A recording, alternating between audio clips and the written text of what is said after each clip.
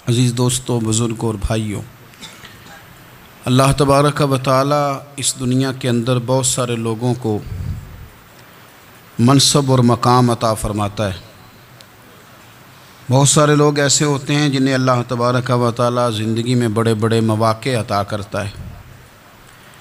وہ چاہیں تو اس موقع سے اپنے ذاتی مفادات حاصل کریں اور چاہیں تو ان اچھے مواقع کو ملت کی، مذہب کی، قوم کی خدمت کے لیے وقف کر دیں۔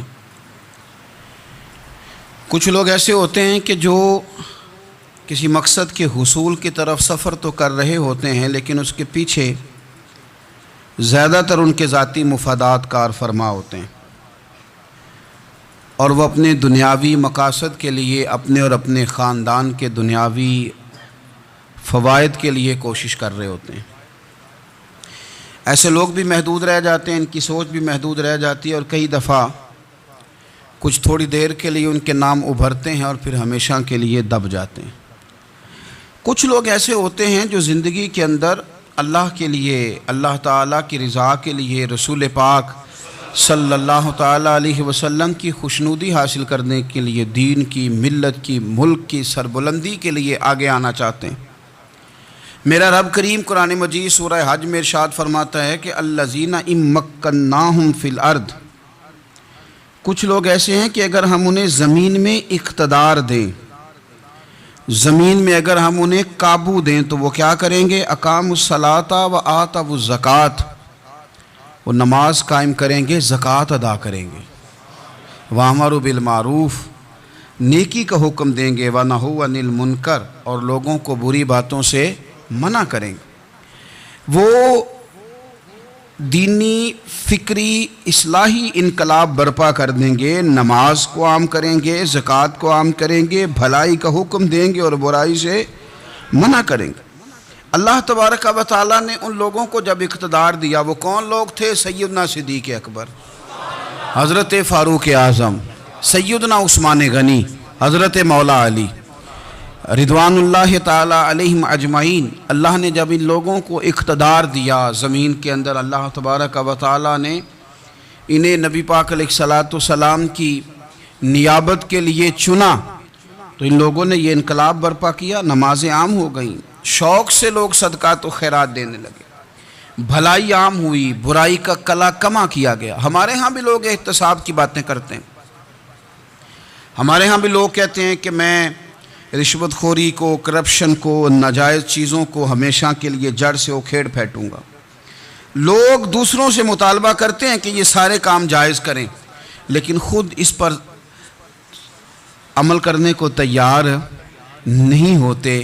یاد رکھ لیں کہ یہ جو احتساب ہے، یہ انسان کی اپنی ذات سے شروع ہوتا ہے۔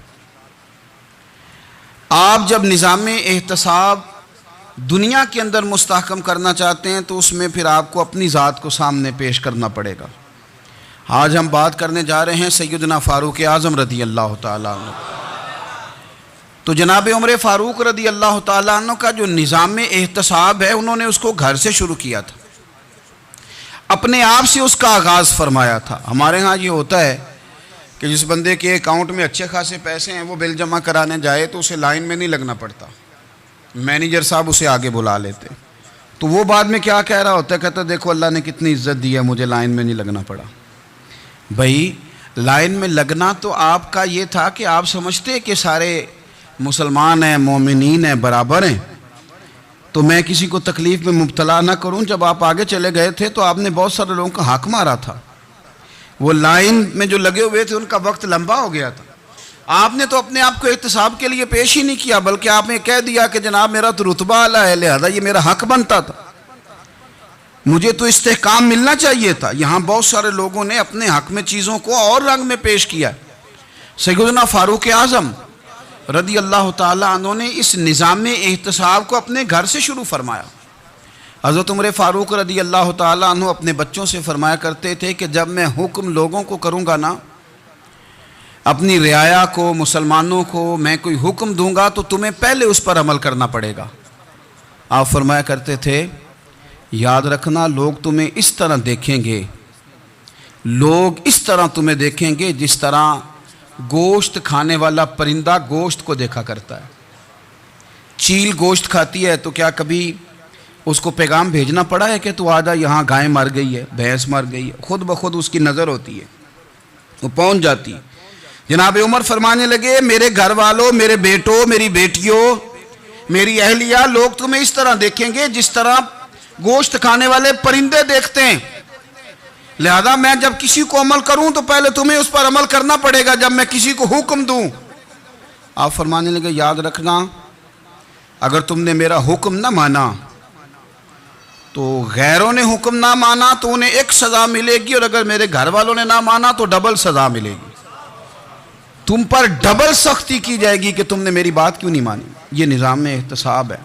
ہم نہ دوسروں کے بچوں کا گلا کاٹ کے اپنے بچوں کی خوشیاں لینا چاہتے ہیں. ہم چاہتے ہیں کہ دوسروں کے بچوں کے حصوں کا مال میرے گھر میں آ جائے. آ جاتا ہے. کچھ لوگوں کی سیاست چل جاتی ہے, کچھ لوگوں کا فریب اور فراڈ کام کر جاتا ہے, لیکن وہ گھر روشن نہیں ہوتے. ان گھروں میں پیسہ ہوتا ہے پر قرار رخصت ہو جاتا ہے. ان گھروں میں آسانیاں اور وسعتیں تو آ جاتی ہیں لیکن ایک دوسرے کا احترام ختم ہو جاتا ہے. سیدنا فاروق اعظم رضی اللہ تعالیٰ عنہ کا یہ طریقہ تھا کہ وہ اپنے بچوں پر سختی کرتے. آپ ہمارے ملک میں یہ نظام ہے, موجودہ حکمران ہو یا ان سے پچھلے, بچے سب کے ملک سے باہر رہتے ہیں. یہاں رہتے ہیں تو محلات میں, باہر جاتے ہیں تو بڑی بڑی آسائشوں میں. ان کے بچوں کے لیے قانون بھی الگ سے ہیں, قاعدے بھی الگ سے ہیں, اور ہمارے ملک کے اندر تو ایک باقاعدہ پروٹوکول کا سسٹم ہے. اس سسٹم سے گزر کر بڑے بڑے لوگ چلنا پسند کرتے ہیں. ہمارے زمانے میں بھی کچھ چیزیں سرکاری ہوتی ہیں خالص, لیکن عجیب نظام ہے نا, ہر چیز کا کرایہ بڑھ جاتا ہے, سرکاری دکان کا نہیں بڑھتا. باقی دکانیں 5-6 سال کے لیے ملتی ہیں, سرکاری دکان پہ آپ قبضہ کرنا چاہیں تو پورے 100 سال کے لیے مل جاتی ہے. چونکہ یہ عام عوام کی پراپرٹی ہے تو اس کے ساتھ جو مرضی کو سلوک کرے. ایک سرکاری چراگاہ تھی جس کے اندر جانور چرا کرتے تھے. ہمارے ہاں بھی پنجاب میں کچھ جگہیں ہوتی ہیں تو ہم لوگ کہتے ہیں شام لاٹ ہے. سرکاری چراگاہ میں جانور چرا کرتے تھے. حضرت عمر فاروق رضی اللہ تعالیٰ عنہ کے صاحبزادے سیدنا عبداللہ ابن عمر رضی اللہ تعالیٰ عنہ نے بھی ایک اونٹ خرید لیا. تو سب لوگوں کے جانور سرکاری چراگاہ میں چرتے تھے, آپ نے بھی اپنا جانور وہاں چرنے کے لیے, کھانے پینے کے لیے چھوڑ دیا. وہ جب اونٹ آیا تو پتلا تھا, کچھ دنوں کے بعد وہ فربا ہو گیا, طاقتور ہو گیا, موٹا تازہ ہو گیا. حضرت سیدنا عبداللہ ابن عمر رضی اللہ تعالیٰ عنہ نے بیچا تو وہ ڈبل قیمت سے بھی زیادہ کا بکا, کیونکہ پہلے دبلا پتلا تھا, اب موٹا تازہ فربا ہو گیا. حضرت سیدنا فاروق اعظم رضی اللہ تعالیٰ عنہ کو پتہ چلا تو بلایا, فرمایا پتر اونٹ بیچ دیا ہے؟ ابا جی بیچ دیا ہے. فرمایا کتنے کا خریدا تھا؟ اتنے کا. بیچا کتنے کا؟ ڈبل قیمت بتائی. فرمایا اس طرح کر کے اصل رکھ لے اور جو اوپر ملی ہے مجھے دے دے. حضور آپ نے کیا کرنی ہے؟ فرمایا میں سرکاری خزانے میں جمع کروں گا. حضور کیوں؟ فرمایا اس لیے کہ تیرا اونٹ سرکاری جگہ پہ چرا کرتا تھا, وہ گھاس سرکاری جگہ سے کھاتا تھا. حضور سب کے کھاتے. حضرت عبداللہ ابن عمر کہنے لگے سب کے کھاتے ہیں. آپ فرمانے لگے تو سب میں شامل نہیں ہے, تو امیر المومنین کا بیٹا ہے, تجھے میں یہ حق نہیں دے سکتا, تیرے اوپر تھوڑی سختی زیادہ کی جائے گی, تجھے یہ حق نہیں ملے گا. تو اپنے اونٹ کو چونکہ سرکاری چراگاہ میں چرایا کرتا تھا, لہذا تجھے وہ جو اصل رقم یہاں جمع کرانی پڑے گی. ہمارے تو بچے پہلی بات تو یہ ہے کہ بات ہی نہیں سنتے. یہ سب کے بچوں کی بات کر رہا ہوں, وہ ٹیچر کے بچے ہوں, سیٹھ کے بچے ہوں, پیر کے بچے ہوں, امام صاحب کے بچے ہوں, کسی کے بچے ہوں, پہلے تو سنتے نہیں. اور اللہ خیر کرے اگر آپ کوئی سنانا چاہیں تو فوری طور پر وہ ہوم منسٹری کے پاس پہنچ جاتے ہیں, ان کی اماں ان کی وکیل بن جاتی, آپ کہہ ہی کچھ نہیں سکتے. حالات رخ بدل جاتے. اس کا نقصان یہ ہوتا ہے کہ ان کو تراشا نہیں جا سکتا, ان کو ہیرے نہیں بنایا جا سکتا. ان کے اوپر کچھ ایسی میل کچیل چڑھ جاتی ہے جو بڑی عجیب و غریب ہوتی. اور کچھ لوگ ایسے ہوتے ہیں جو خرابی کرنے میں بھی اپنا کردار ادا کرتے ہیں, خرابی کرنے میں. اور بڑے لوگوں سے منسلک ہونے کے لیے لوگ رستے تلاش کرتے ہیں, رستے. میں چونکہ چیزوں کا مطالعہ کرنے کا بڑا شوقین ہوں تو میں میری والدہ داخل تھیں کئی سال پہلے ہسپتال میں، تو مجھے اس ہسپتال میں کچھ دن رہنا پڑا، ایک پرائیویٹ ہاسپٹل تھا، تو اس میں انہوں نے جگہ جگہ لکھ کے لگایا تھا ملازمین کو بخشیش نہ دیں، ہم ان کو بڑی اچھی معقول تنخواہ دیتے ہیں، سیلری بڑی عمدہ ہے، تو لوگ بخشیش نہ دیں۔ میں نے جو مینجمنٹ کے لوگ تھے ہاسپٹل کی، ان میں سے ایک سے میں نے کہا کہ اگر کوئی بندہ اپنی خوشی سے دینا چاہے تو آپ نے بڑا موٹا لکھ کے لگایا برائے مہربانی ان کو بخشیش نہ دیں۔ اس نے بڑی قیمت، سادہ آدمی تھا پر میری بڑی اس نے مجھے بات بتائی، مجھے نفع ہوا۔ کہنے لگے مولوی صاحب جب کچھ امیر لوگ ہسپتال میں مریض لے کے آتے ہیں تو وہ صفائی والے کو پہلے ہی 500 روپیہ دکھا لیتے ہیں آتے ہی، پھر وہ جیسے آواز دیتے ہیں صفائی والے فٹافٹ اندر آتے ہیں، ان کا کمرہ صاف کرتے ہیں۔ تو سارے تو بیچارے اتنے مالدار نہیں ہوتے کہ آتے ہی پہلے کام والے کو 500 دیں۔ پھر نقصان کیا ہوتا ہے کہ یہ جن کی ذمہ داری ہے بہت ساری ڈیوٹیاں کرنے کی، یہ ڈیوٹی نہیں کرتے، یہ پلٹ کے ان کی طرف دیکھتے ہیں جن کے گھر سے سالن صحیح آتا ہے، ادھر ان کی توجہ زیادہ ہو جاتی ہے، جو نوٹ ان کو زیادہ دکھاتے ہیں، جو پھل لے کے آتے ہیں تو آدھا ان کو دیتے ہیں۔ تو ہم یہ کہتے ہیں یہ کام ہی نہ کرو، یہ اپنی تنخواہ پہ کام کریں تاکہ ہر آنے والے کا درد سمجھیں، ہر ایک کو یکساں یہ سروسز فراہم کریں۔ تو ہم یہ کام کرتے ہیں، ہم ایم پی اے کے اور کسی سے ہمارا تعلق نہ بنے تو ہم جناب اس کے ڈرائیور سے ہی تعلق بنا لیتے ہیں، ہم وہ جو آپریٹ کرنے والا ہوتا ہے ٹیلی فون اسی سے بڑا تعلق بناتے ہیں، اس کو مٹھائی کا ڈبہ جلدی پہنچا دیتے ہیں۔ تو اسی طرح سے بڑے لوگوں کی اولادوں کو بگاڑا جاتا ہے۔ حضرت عاصم بن عمر رضی اللہ تعالیٰ عنہ، یہ سیدنا فاروق اعظم کے بیٹے تھے، مصر گئے تو لوگوں کو پتہ چلا حضرت عمر کے بیٹے آئے، لوگوں نے تحفے دیے، بڑی بڑی چیزیں آپ کو دی، حضرت عمر کا بیٹا آیا ہے، بڑے گفٹ دیے۔ تو صاحبزادے واپس آئے تو ان کے پاس بڑے تحائف تھے، سیدنا عمر فاروق رضی اللہ تعالیٰ عنہ نے دیکھا تو فرمایا ادھر لانا تحفے۔ کہا ابا جی لوگوں نے مجھے دیے ہیں۔ فرمایا تو نے کیوں بتایا تھا کہ میں امیر المومنین کا بیٹا ہوں؟ کہا حضور ان کو ویسے ہی پتہ چل گیا۔ فرمانے لگے پتر یہ تحفے تمہیں اس لیے ملے ہیں کہ تم امیر کے بیٹے ہو، یہ تحفے تمہارا حق نہیں، چونکہ تمہیں اس کرسی کی وجہ سے ملے ہیں اور یہ کرسی مسلمانوں کی ہے، لہذا یہ حق بھی مسلمانوں کا ہی ہے، یہ لا سارے مال غنیمت میں جمع کیے جائیں۔ آپ اپنے گھر سے جب احتساب شروع کرتے ہیں، اپنے گھر سے، اور یہ یاد رکھیں یہ جو لوگ آتے ہیں آپ کے بچوں کو نوازنے کے لیے، یہ انہیں خراب کرتے ہیں، بگاڑ پیدا کرتے ہیں، یہ عجیب و غریب سی چیزوں میں مبتلا کر دیتے ہیں، بچوں کا نقصان ہوتا ہے کل کلام۔ پھر جو شاپر اچھا لے کے آئے پیر صاحب کے بچے ذرا اس سے پیار سے ملتے ہیں، نقصان ہو جاتا ہے، یہ دستے نگر ہو جاتے ہیں، یہ لوگوں کی طرف جیتے ہیں، دوسروں پہ ڈیپینڈ کرنے لگتے ہیں۔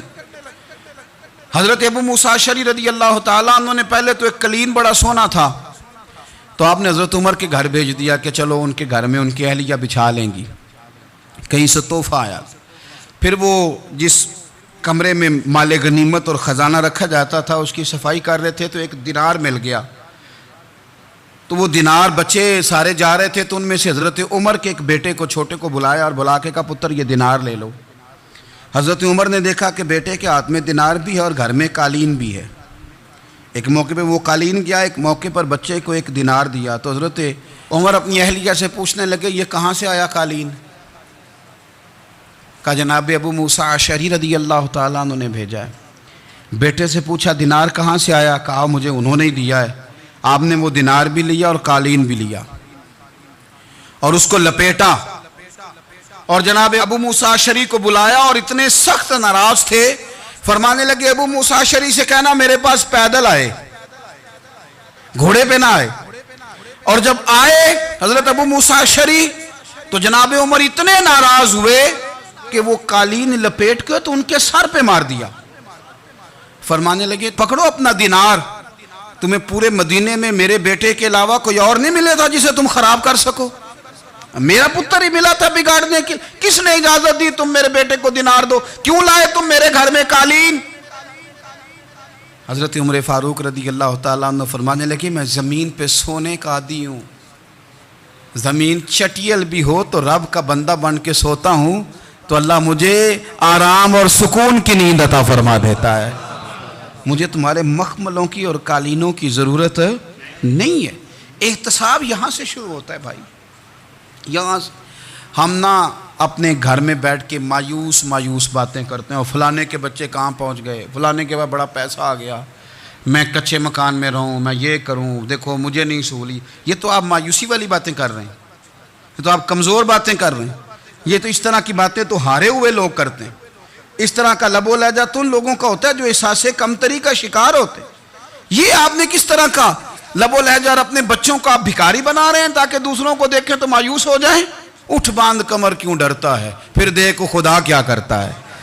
آپ کا جو احساس ہے وہ اتنا خوبصورت ہو، آپ کے لہجے کے اندر اس قدر ٹھہراؤ ہو، آپ کو اطمینان آ چکا ہو، اور آپ کے بچے کبھی بھی کمپیریزن نہ کریں اپنا کسی کے ساتھ، کبھی بھی انہیں کرنے نہ دیں۔ آپ کبھی بھی وہ کبھی یہ بات نہ کریں کہ فلانے زیادہ اچھا کھاتے پیتے ہیں تو ہم کدھر ہیں، کرنے نہ دیں انہیں بتائیں کہ بیٹا اپنی مٹی پہ چلنے کا سلیقہ سیکھو، سنگ مرمر پہ چلو گے تو پھسل جاؤ گے۔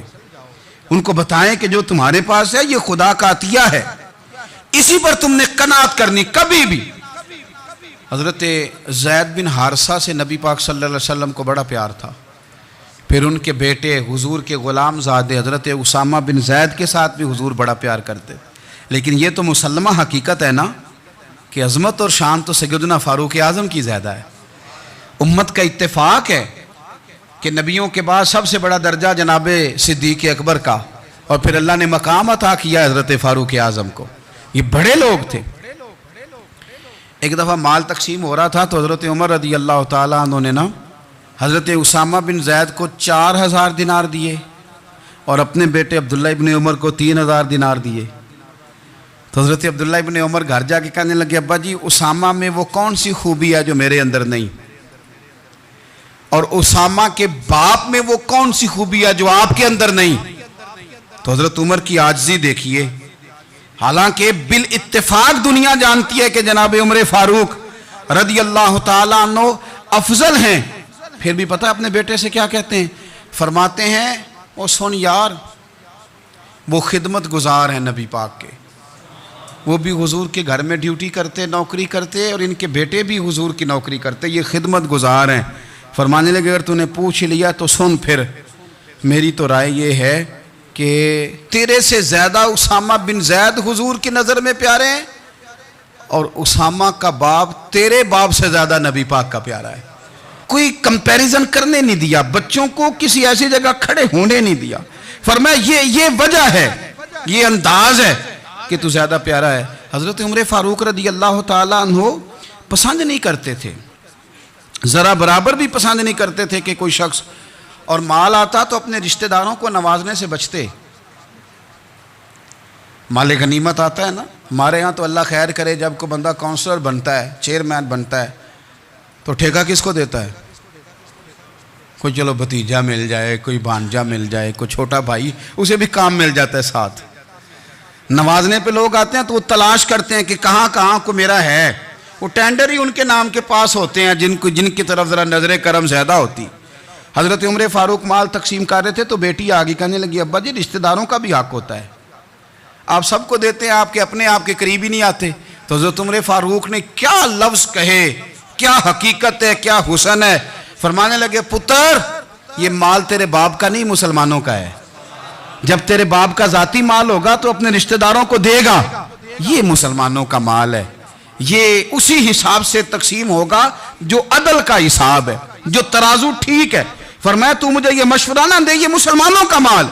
یہاں سے نظام احتساب شروع ہوتا ہے، یہاں سے انسان آگے بڑھتا ہے، اور پھر کوئی تکلف نہیں کسی پر حضرت عمر کا، کوئی چھوٹا ہے یا بڑا ہے۔ حضرت ابو سفیان رضی اللہ تعالیٰ عنہ سردار رہ چکے ہیں مکے کے، بڑے آدمی،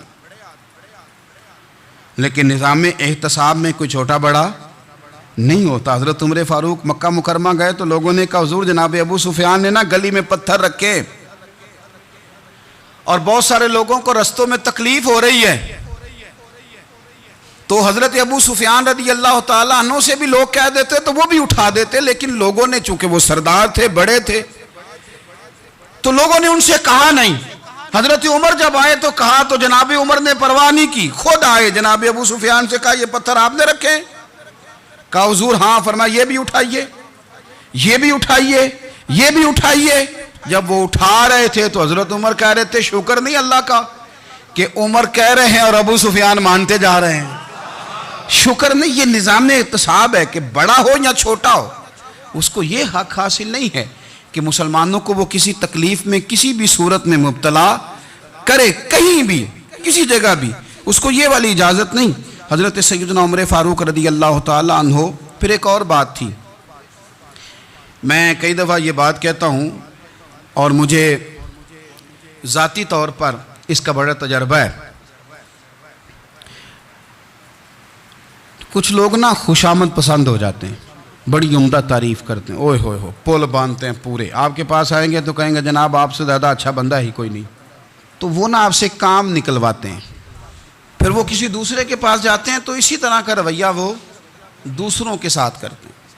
یہ عام لوگوں میں بھی مرض ہوتا ہے, عام لوگوں میں بھی. اور بادشاہ ہو بندہ اگر, پھر تو اس کا دل کرتا ہے میں اگر بادشاہ سلام ہوں تو دو چار بندے دیہڑی پہ رکھ لوں پر میری تعریف ضرور کریں. پابندی ہوتی ہے, لوگ یہ کام بڑے شوق سے کرتے ہیں.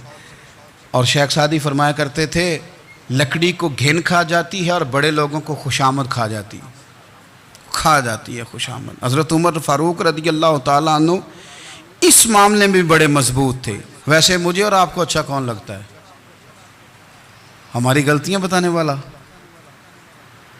ہمارے ایسا فرمایا کرتے تھے اپنے دشمنوں کی باتوں پر بھی غور رکھو, تمہارے دشمن تمہیں نکھار دیتے ہیں.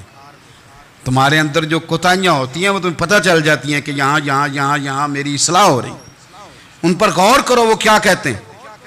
حضرت عمر فاروق کی تعریف کی ایک بندے نے, کمال تعریف کی.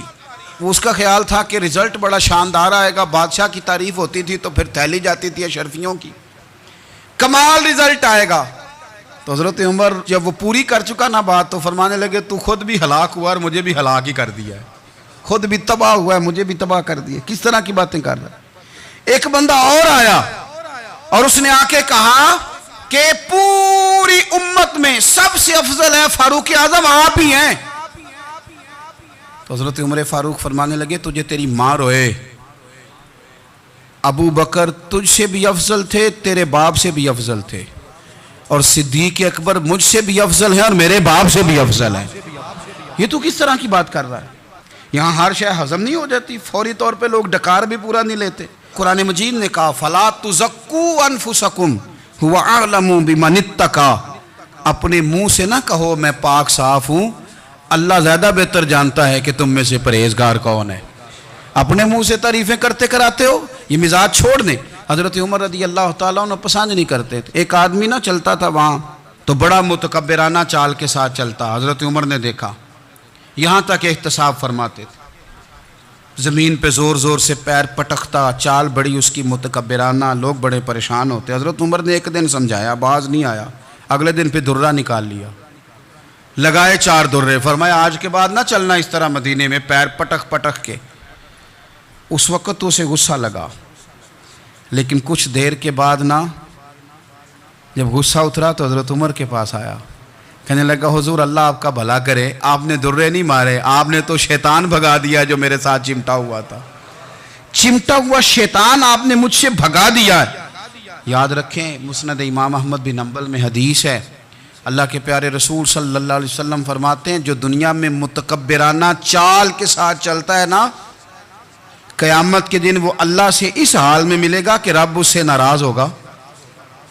متکبرانہ چال سے نہیں چلیں گے. تو حضرت فاروق اعظم رضی اللہ تعالیٰ عنہ کا یہ طریقہ تھا کہ آپ خیال کرتے. اور پتہ کس طرح کا آپ کا مزاج تھا, فرماتے تھے تقسیم کرو, دوسروں کا بھی خیال رکھو. جس طرح بندہ دیوانہ وار نہیں لوگوں کا خیال رکھتا کہ بندہ بگڑے کوئی نہ, دیوانہ وار. کچھ لوگ تبلیغ کرتے ہیں رسمی, اور کچھ لوگ ایسے ہوتے ہیں جو لوگوں کی اصلاح میں دیوانے ہو جاتے ہیں. ان کی خواہش ہوتی ہے یہاں بھی بندہ ٹھیک ہو جائے, یہاں بھی بندہ ٹھیک ہو جائے, یہاں بھی بندہ ٹھیک ہو. کچھ لوگ کڑی نگرانی کرتے ہیں کہ انسان بگڑنے نہ پائے. حضرت عمر فاروق رضی اللہ تعالیٰ عنہ نا گوشت والی دکان کے پیچھے جا کے بیٹھ گئے کئی دنوں تک. وہ کہنے لگا حضور یہاں کیا ہے؟ فرمایا تو اپنا کام کرنا. گوشت والی دکان پہ بیٹھے, کام کر اپنا, نگرانی کرنے لگے حضرت عمر. پھر آپ نے نا وہ بندے پکڑ لیے. کون؟ جو 2 دن مسلسل گوشت خریدنے آئے. پکڑ کے کھڑا کر لیا، فرمایا تو کل بھی گوشت لینے آیا تھا؟ حضور ہاں۔ فرمایا آج پھر کھائے گا؟ حضور جی۔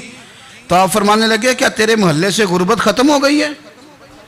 تیرے رشتہ دار سارے پیٹ بھر کے کھاتے ہیں، تو دو دو دن گوشت لینے آتا ہے؟ فرمایا آج کے بعد مسلسل گوشت لینے آیا تو درے سے ماروں گا، خبردار یہ کام نہ کرنا۔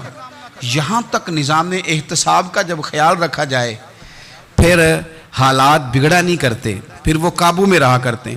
حضرت عمر فاروق رضی اللہ تعالیٰ عنہ اس ترتیب کے ساتھ اصلاح کرتے، اس ترتیب کے ساتھ۔ سیدنا فاروق اعظم رضی اللہ تعالیٰ عنہ کی ایک بات آخر میں عرض کرنی ہے، وہ میں بھی اپنے اوپر لاگو کروں، آپ بھی غور کریں۔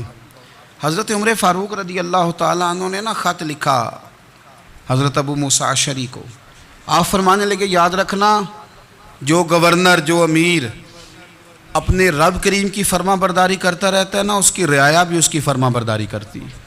اور جو لوگ اپنے رب کریم کی فرما برداری چھوڑ دیتے ہیں، پھر جنہوں نے ان کی فرما برداری کرنی ہوتی ہے وہ ان کی فرما برداری چھوڑ دیتے ہیں۔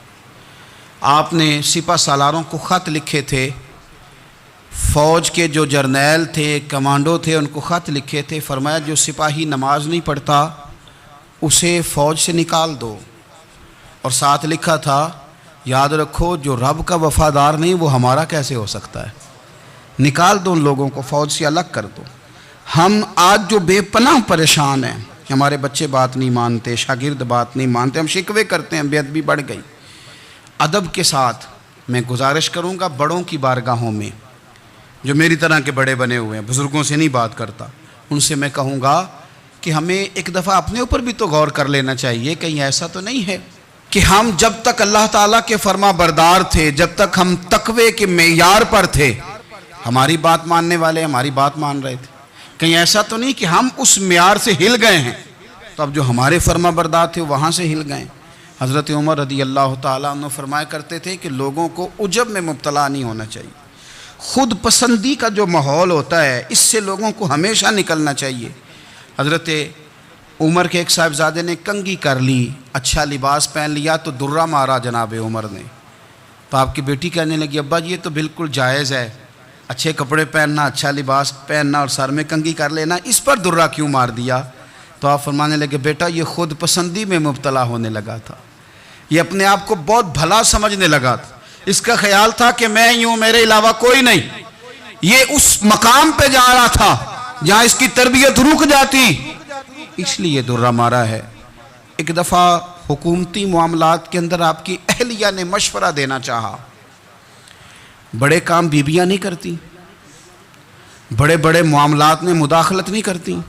ہمارے بر صغیر میں وہ بادشاہ نہیں گزرا کہ جو فیصلہ کرتا تھا تو کرسی پہ بیٹھ جاتا تھا اور پردے کے پیچھے اس کی بیوی بیٹھ جاتی تھی، اور جب وہ فیصلہ سنانے لگتا تو یوں گردن پیچھے کرتا اور اہلیہ جو کہتی وہ فیصلہ سنا دیتا۔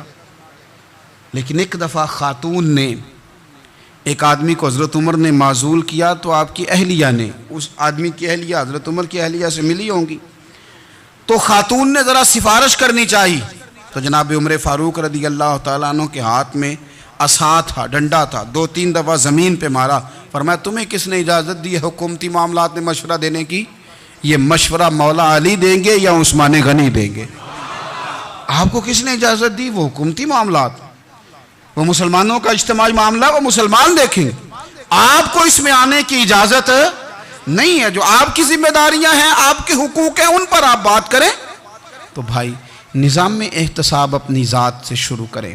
ہماری اولادیں، ہمارے بچے، وہ باہر سے انہوں نے زیادہ اثر نہیں لیا، ہم نے انہیں بتایا ہے کہ ہم بڑے غریب ہیں، ہم بڑے مجبور ہیں، ہم تو بڑے کمزور ہیں، ہماری تو سنتا کوئی نہیں، یہ تو امیروں کا ملک ہے، اس میں تو فلانے فلانے کو اہمیت حاصل ہے۔ ان باتوں نے ہمارے بچوں کو کمزور کیا ہے، ان باتوں نے ہمارے بچوں کے دلوں میں احساس کمزوری پیدا کیا ہے۔ آپ ان کو جینا سکھائیں، آپ ان لوگوں کو بتلائیں کہ رب کریم نے جو تمہارے لیے بہتر سمجھا وہ تمہیں اپنے فضل سے بڑا عطا فرمایا ہے۔ آپ ان کو ان کے مقام پر رہ کر خوددار اور قناعت پسند ہونا سکھائیں، آپ یقین کریں گھر امن والا بن جائے گا۔ بچے اگر بھنا ہوا گوشت کھا رہے ہوں اور پھر بھی لاڑی رہے ہوں کہ مسالہ میری مرضی کا نہیں، سٹائل میری مرضی کا نہیں، ٹیسٹ میری مرضی کا نہیں، یہ والا گوشت میں نے نہیں کھانا، یہ اس طرح کر کے بنا ہوتا تو پھر میں نے کھانا تھا۔ وہ زیادہ خوفناک صورتحال ہو جاتی ہے۔ لیکن اگر ابا جی اماں جی گھر والے کھیتوں میں کام کر رہے ہوں اور بچے اچار کے ساتھ روٹی لے کے جائیں اور بننے پہ بیٹھ کے پھٹے پہ بیٹھ کے وہ پھر کھانا شروع کریں، اور جب وہ اچار آئے اور وہ ایک دوسرے کو کہیں کہ آج تو 2 کلے ہو گئے میرے کام کے، اس دفعہ تو دیکھنا ہماری فصل کتنی شاندار ہوگی، ایک دوسرے کو دیکھ دیکھ کے وہ ہنسیں اور مسکرائیں اور ان کی باتوں میں لذت ہو، اور پھر وہ کہیں کہ آم بڑے اچھے مل گئے تھے، دیکھو اچار کتنا سونا آ گیا ہے، دیکھو یہ کس قدر زیادہ اچھا ٹیسٹ ہے، تیل بھی بڑا اچھا ہے، گل بھی بڑے وقت پہ گیا ہے۔ آپ یقین کریں یوں لگتا ہے کہ کائنات کی سب سے بہترین روٹی یہ لوگ کھا رہے ہیں۔ یہ سوچ حضرت عمر نے ہمیں دی ہے، یہ فکر جناب عمر نے ہم تک پہنچائی ہے۔ اللہ ہمیں سمجھنے کی توفیق عطا فرمائے۔ آخر دعوایا ان الحمدللہ رب العالمین۔